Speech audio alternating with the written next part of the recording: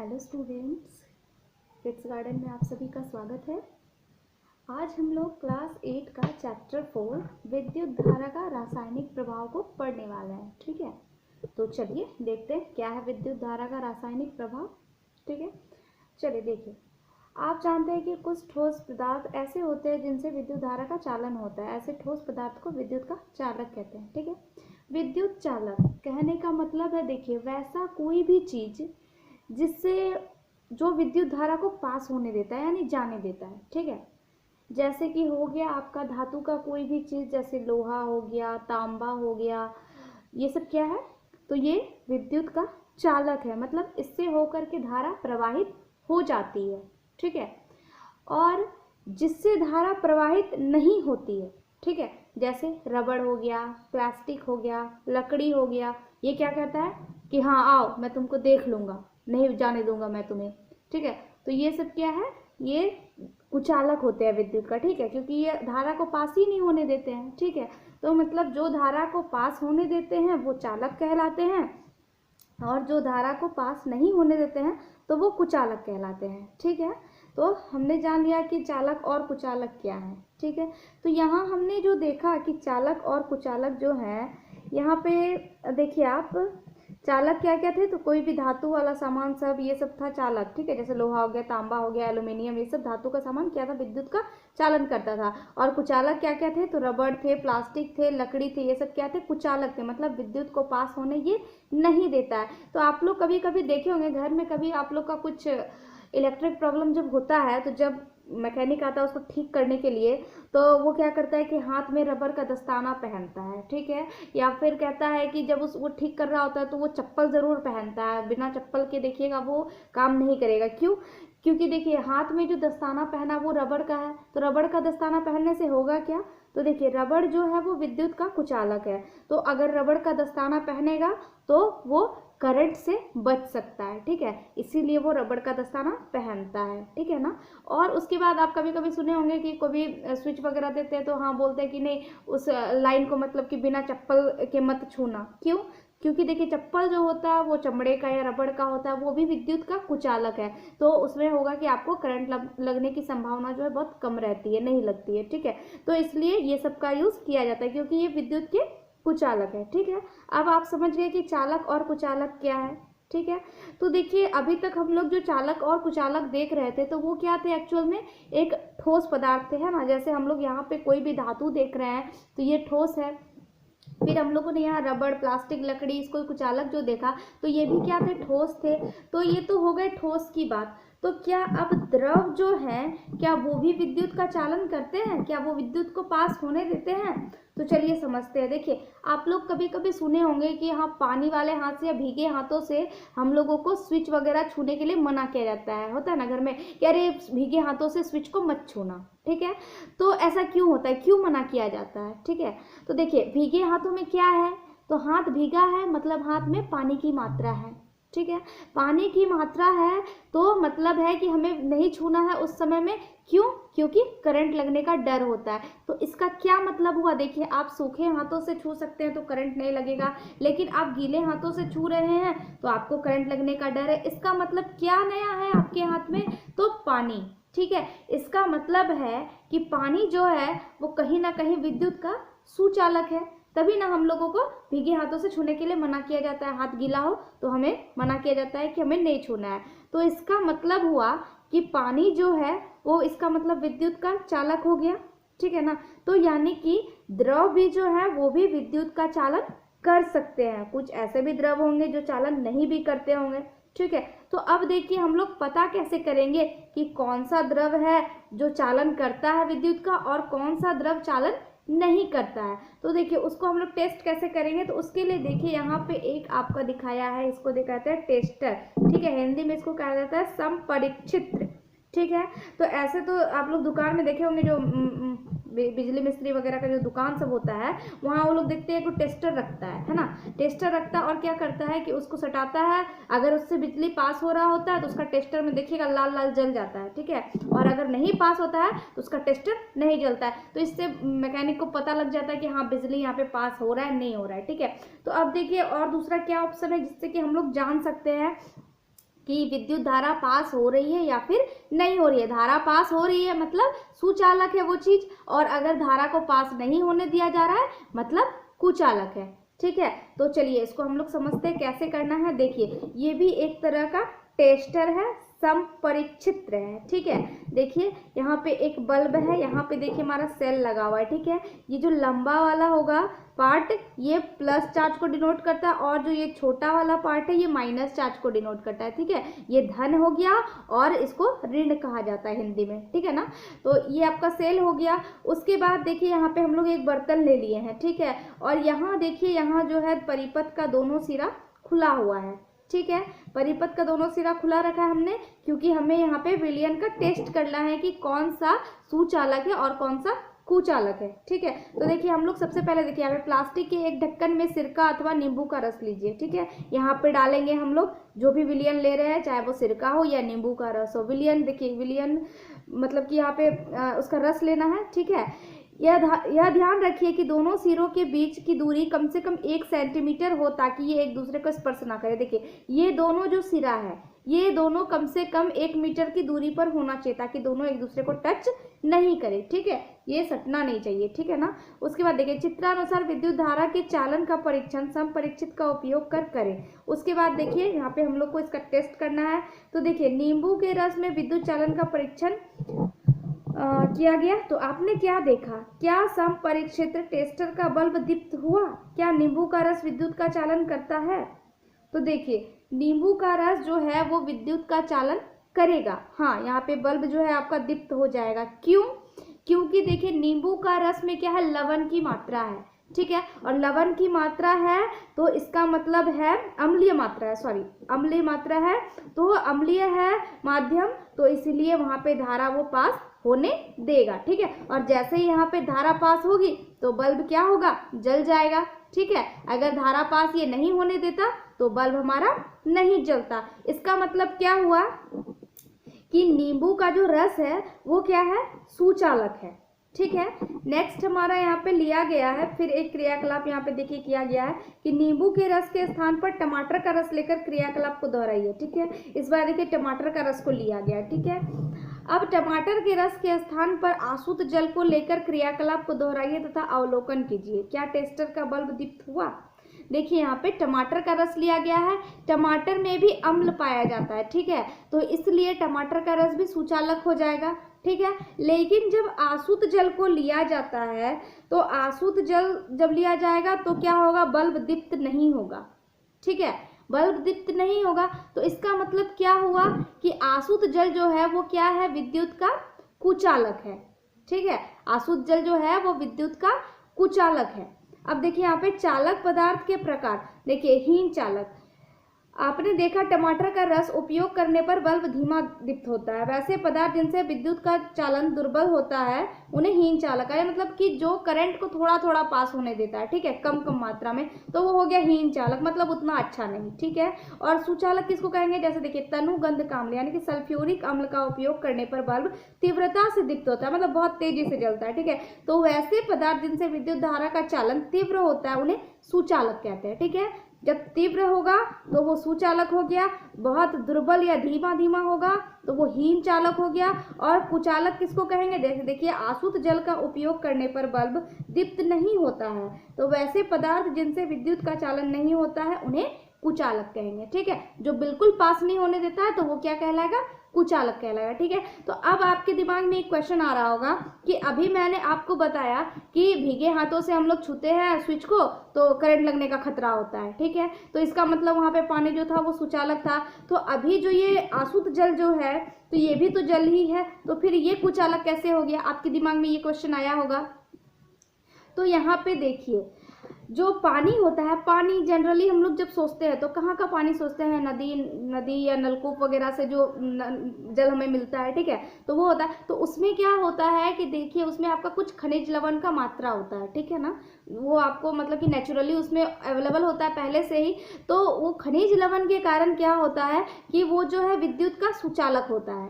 ठीक है। लेकिन ये जो आसुत जल होता है, ये जो है आपका, ये बिल्कुल शुद्ध मतलब कि जल होता है, एक तरह से कहिए तो बिल्कुल शुद्ध होता है। इसमें किसी भी चीज़ की कोई भी मात्रा नहीं होती है। तो इसमें जैसे देखिए आपका खनिज लवण का मात्रा तो नहीं हुआ, तो इसी कारण से ये क्या है, विद्युत का कुचालक है। ठीक है, तो आपका ये क्वेश्चन भी आ सकता है कि जल जो है, जो नल में जो जल आता है वो विद्युत का सुचालक है, जबकि आसुत जल जो है वो विद्युत का सुचालक नहीं है। ऐसा क्यों? तो रीजन क्या है कि टोटी वाला जो जल यानी कि नल वाला जो जल होता है उसमें क्या होते हैं, खनिज लवण की मात्रा होती है, जिसके कारण वो सुचालक होते हैं। और आसुत जल जो होता है वो बिल्कुल शुद्ध जल होता है, उसमें खनिज लवण की मात्रा नहीं होती है, इसलिए वो कुचालक होते हैं। ठीक है, चलिए नेक्स्ट यहाँ पे देखिए फिर क्रियाकलाप किया गया है। यहाँ पे देखिए, एक नींबू की 2 टुकड़ों पे काट दीजिए। दोनों नींबू में जस्ता का टुकड़ा, एक ऋण ध्रुव, तांबे का किल जो कि धन ध्रुव में लगाएंगे। ठीक है, एक ऋण लिया है, एक धन लिया है। एक टुकड़े नींबू के जस्ते को दूसरे टुकड़े वाले तांबा के तार की सहायता से जोड़िए। दूसरे टुकड़े वाले नींबू के जस्ता एवं तांबा से अलग अलग 2 तार जोड़िए। एलईडी बल्ब के बड़े लीड्स धन ध्रुव को पहले वाले नींबू के तांबा से जुड़े स्वतंत्र तार से जोड़िए एवं छोटे लीड्स ऋण ध्रुव को दूसरे टुकड़े को जस्ता से जुड़े स्वतंत्र तार से जोड़िए। बल्ब का अवलोकन कीजिए, क्या बल्ब दीप्त हुआ? अब एलईडी का अवलोकन कीजिए। ठीक है, तो यहाँ देखिए नींबू के टुकड़े के साथ परीक्षण किया जा रहा है। देखिए एलईडी से 2 तार जुड़े होते हैं जिन्हें लीड्स कहते हैं। एक तार दूसरे की अपेक्षा लंबा होता है। एलईडी को जोड़ते समय इसके लंबे तार को बैटरी के धन ध्रुव से जोड़ते हैं तथा छोटे तार को बैटरी के ऋण ध्रुव से जोड़ते हैं। ठीक है, और तार जो हमें लेना है वो हमेशा हमें तांबा का लेना है, क्योंकि ये विद्युत का अच्छा चालक होता है। ठीक है, इसी तरह आप नींबू के स्थान पर आलू एवं टमाटर को रखकर प्रयोग को दोहराएं। इस प्रकार हम कह सकते हैं कि कुछ द्रव्य विद्युत का चालन करते हैं। ठीक है, सारे के बारे में हम लोग नहीं कह सकते, कुछ करते हैं कुछ नहीं भी करते। जैसे कि नींबू का रस देखिए आपका विद्युत का चालक था, लेकिन आसुत जल जो है वो विद्युत का कुचालक था। तो देखिए अब हम लोग यहाँ पे देखिए ठोस देख लिए, द्रव देख लिए। अब हम लोग गैस के बारे में सोचते हैं, क्या गैस भी विद्युत का चालन करते हैं? अब गैस का मतलब क्या हो गया, जैसे सोचिए हवा के बारे में, तो क्या हवा से जो विद्युत धारा है वो क्या प्रवाहित होती है? बताइए। तो देखिए यहाँ पे सोचिए, अगर विद्युत धारा हवा से प्रवाहित होने लगे तो सोचिए कभी भी किसी को भी कहीं पे भी करंट लग सकता है ना। तो इसका मतलब क्या हुआ, ऐसा पर होता तो नहीं है, तो इसका मतलब क्या है कि नहीं, हवा से विद्युत धारा प्रवाहित नहीं होती है। ठीक है, नहीं तो आदमी का जीना ही मुश्किल हो जाता अगर ऐसा होता तो। ठीक है ना, तो यहाँ समझिए आप लोग। तो आप लोग के दिमाग में क्वेश्चन आएगा कि ठीक है, हवा में अगर विद्युत धारा पास नहीं होती है तो फिर जब बिजली चमकता है, जब बारिश के दौरान जब बिजली चमक रहा होता है तो उस टाइम हम लोग सुनते हैं कि बिजली गिर गया, आदमी मर गया, तो वो बिजली कब कैसे पास हुआ? फिर जब हवा उसका कुचालक है तो उस बिजली को हवा ने क्यों नहीं रोका? ठीक है, तो देखिए उस कंडीशन में हवा जो है वो विद्युत की सुचालक हो जाती है। ठीक है, ऐसे जनरली जो हवा है वो कुचालक है, वो बिल्कुल विद्युत को पास होने नहीं देती है। लेकिन जब बिजली चमकता है नेचुरली, जब बारिश होती है उस दौरान, तो उस समय क्या होता है कि वो विद्युत का सुचालक हो जाता है, जिसके कारण वो बिजली को पास होने दे देता है। ठीक है, तो यहाँ पे हम किसी भी चीज़ को मतलब कि सुचालक या कुचालक मतलब ऐसे नहीं कह सकते हैं। ठीक है, तो इसलिए ये देखिए डिपेंड किस पे करता है, तो ये कंडीशन पे डिपेंड करता है कि परिस्थिति कैसी है। ठीक है ना, जैसे कि हम लोग पानी के ही बारे में देखें, एक जगह पे पानी सुचालक था लेकिन दूसरे ही जगह पे आसुत जल था, वो कुचालक था। तो हमारा कंडीशन पे डिपेंड करता है हमारी परिस्थिति कैसी है। ठीक है, तो परिस्थिति के अनुसार ही कोई भी मतलब चीज है वो या तो सुचालक भी हो सकता है या फिर कुचालक भी हो सकता है। ठीक है, चलिए आगे बढ़ते हैं, हम लोग आगे देखते हैं। देखिए जब विद्युत धारा बल्ब से होकर बहती है तो उसके तंतु में ऊष्मीय प्रभाव के कारण तंतु गर्म होकर दीप्त हो जाता है। ठीक है, देखिए हम लोग विद्युत धारा का 2 प्रभाव जानते हैं, एक तो उसका तापीय प्रभाव और दूसरा चुंबकीय प्रभाव। ठीक है, तापीय प्रभाव में क्या होता है, तापीय प्रभाव या फिर ऊष्मीय प्रभाव मतलब क्या होता है कि देखिए जब विद्युत किसी चीज से पास होती है तो वो क्या करती है, उस जगह को गर्म कर देती है, ठीक है। जैसे आप देखिएगा बहुत टाइम से कोई बल्ब जल रहा होता है या कोई स्विच बहुत टाइम से ऑन है तो देखिएगा आप वो गर्म हो जाता है ना।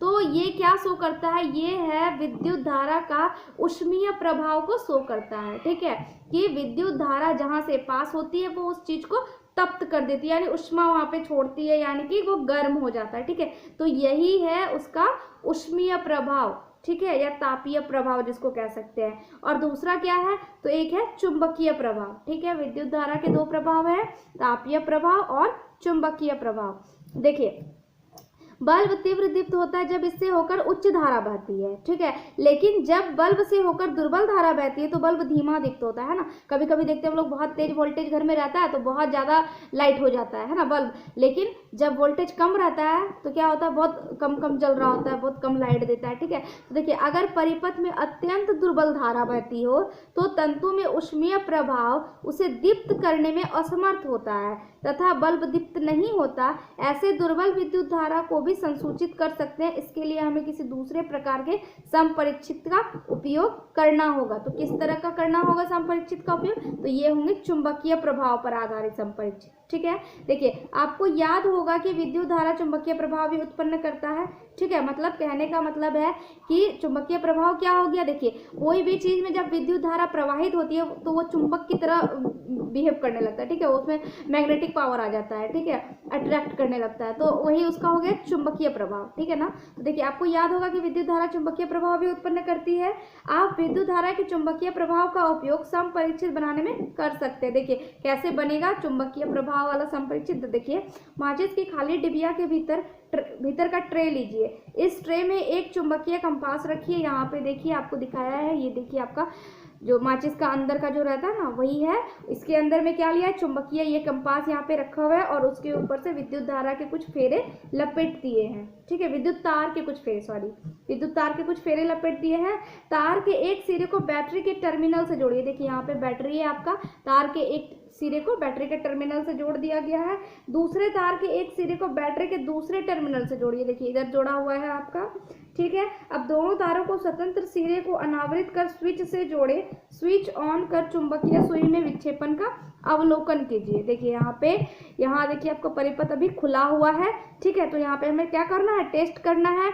तो जैसे किसी भी चीज़ का जिस चीज़ का भी हमें टेस्ट करना है, यहाँ पे हमें वहाँ पे बर्तन लेना है और यहाँ पे उसको हमको डालना है ताकि इसको माध्यम मिल जाए और ये परिपथ पूरा हो जाए, क्योंकि देखिए खाली परिपथ में तो विद्युत धारा प्रवाहित नहीं होती है ना, विद्युत धारा को प्रवाहित होने के लिए बंद परिपथ की आवश्यकता होती है। और अभी देखिए हमारा परिपथ जो है वो खुला हुआ है, ठीक है। तो यहाँ पे अगर हम जो इसको माध्यम देंगे, माध्यम कहने का मतलब क्या है, जैसे कि कोई विलयन ही अगर मान लीजिए हम इसको देते हैं तो अगर वो सुचालक होगा तो उसको ये माध्यम मिल जाएगा और धारा का प्रवाह हो जाएगा, लेकिन अगर वो कुचालक हुआ तो क्या होगा, उसको माध्यम नहीं मिल पाएगा और धारा का प्रवाह नहीं हो पाएगा, ठीक है। और ऐसे में क्या होगा, जब धारा का प्रवाह अगर होगा तो यहाँ जो आपका चुंबकीय सुई जो है उसमें विक्षेप होगा, मतलब मूवमेंट होगा, हिलेगी वो, ठीक है। और अगर धारा का प्रवाह नहीं होगा तो ये जो है चुंबकीय सुई ये विक्षेपित नहीं होगी, मतलब ये नहीं हिलेगी, ठीक है।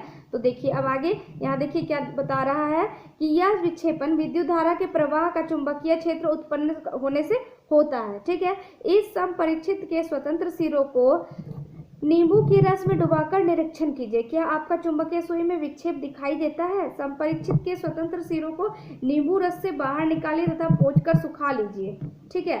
एक बार क्या करना है, इसको पहले नींबू के रस में डाल करके यहाँ पे हमें चेक करना है। तो हम लोग जानते हैं कि नींबू क्या है, अम्लीय माध्यम है, तो इसलिए उसमें धारा का प्रवाह होगा और धारा का प्रवाह होगा मतलब यहाँ जो चुंबकीय सुई है उसमें विक्षेप होगा, ठीक है।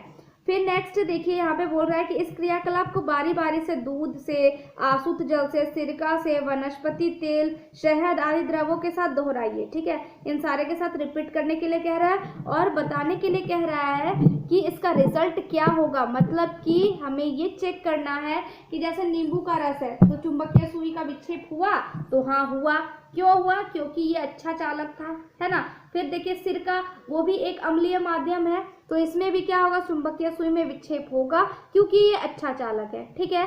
फिर है नल का पानी, अभी मैंने आपको बताया कि नल के पानी में क्या होता है, खनिज लवण होता है, जिसके कारण वो विद्युत का सुचालक है और अगर सुचालक है तो चुंबकीय सुई में विक्षेप होगा, ठीक है।